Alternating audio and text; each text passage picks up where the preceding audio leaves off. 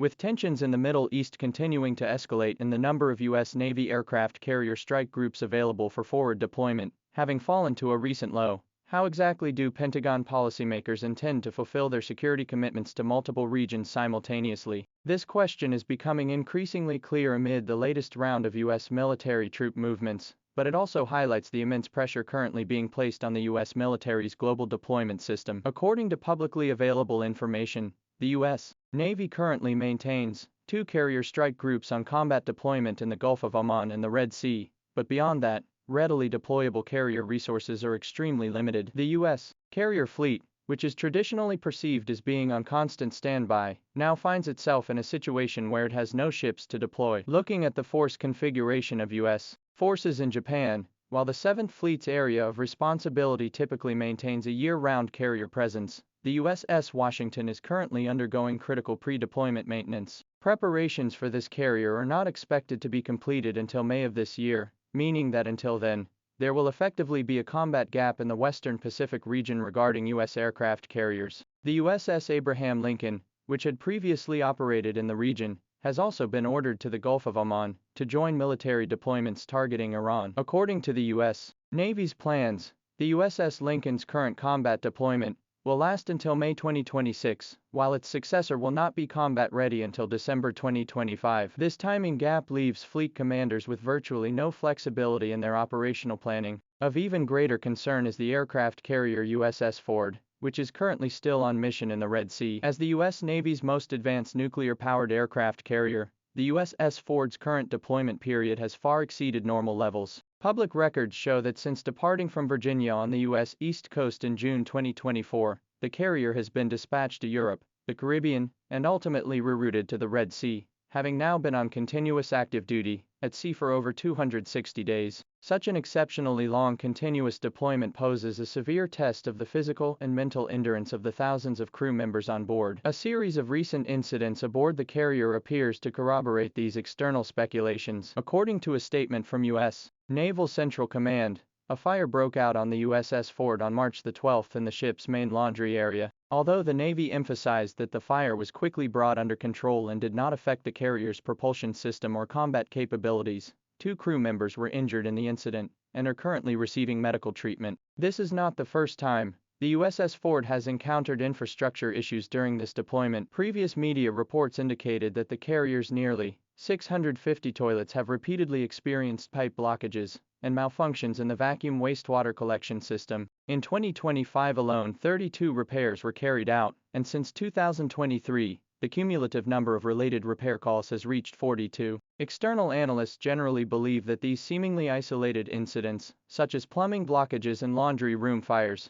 may reflect fatigue among crew members resulting from prolonged exposure to high-pressure conditions, or even underlying negative sentiments. When a costly nuclear-powered aircraft carrier is forced to operate continuously under such conditions, its long-term operational effectiveness will undoubtedly be compromised. Faced with this dire shortage of manpower, the U.S. Navy has begun to adopt more flexible measures, namely deploying amphibious assault ships that can serve as light aircraft carriers. The USS Tripoli, stationed with U.S. forces in Japan, has recently begun operations. This America-class amphibious assault ship has effectively taken on the task of projecting a U.S. military presence in the Asia-Pacific region following the departure of the USS Abraham Lincoln from the Western Pacific to the Middle East. During the Chinese New Year period, the USS Tripoli conducted combat patrols in the relevant waters, helping to fill the deterrence vacuum left by the USS Abraham Lincoln's departure. The Tripoli is capable of undertaking this mission because it can carry F-35B Lightning II fighter jets. These stealth fighter jets,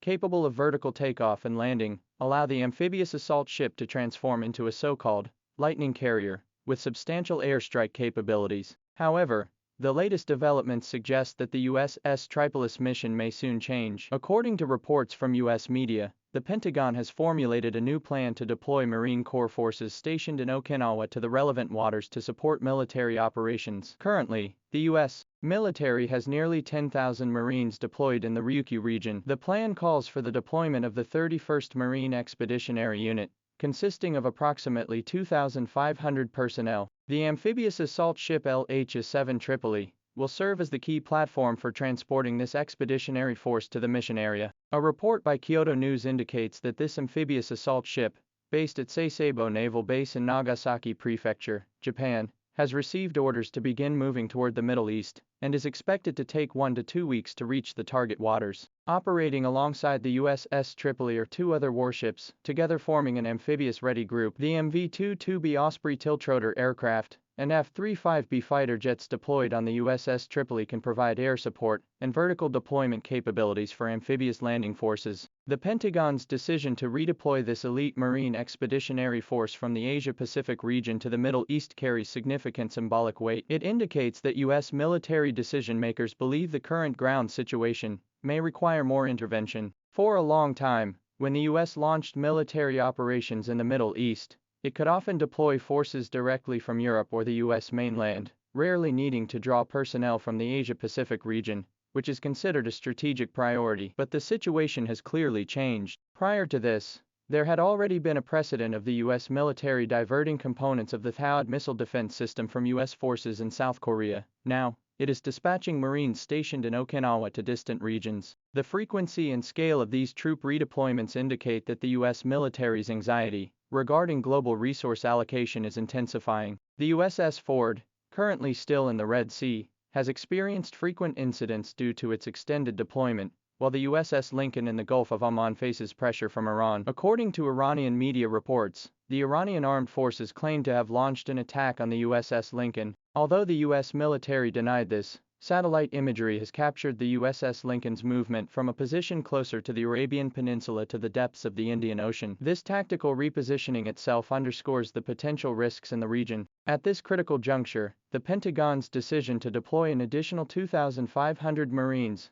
and the amphibious assault ship USS Tripoli is clearly intended to bolster the confidence of frontline commanders. However, this also means that the Western Pacific will lose the USS Tripoli, a crucial mobile platform, for the foreseeable future. Until the USS Washington becomes operational, the U.S. military's presence in the Asia-Pacific region will be limited to a few destroyers and support vessels. From the plumbing blockage on the USS Ford to the laundry room fire, from the prolonged deployment of the USS Lincoln to the USS Tripolis reassignment, this series of seemingly isolated incidents actually highlights the structural challenges currently facing the U.S. Navy. The tension between the number of ships and global missions, between crew endurance and indefinite deployments, and between strategic priority regions and areas of sudden crisis has all erupted simultaneously at this juncture. In the coming months, as the USS Washington finally completes maintenance and becomes operational, this strain may ease somewhat. However, with the USS Lincoln, not scheduled for rotation until late 2025, and the USS Ford,